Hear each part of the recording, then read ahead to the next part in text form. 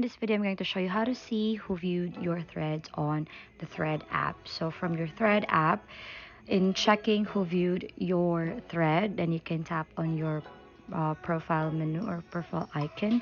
And since I don't have a thread yet, I just only shared this post on my thread, so I don't have views over here.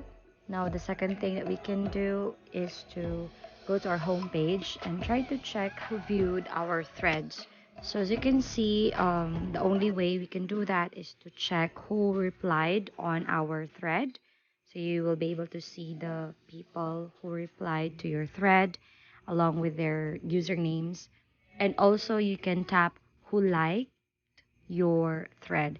But so far, Threads doesn't have that feature yet on viewing or seeing who viewed our threads on the Thread app.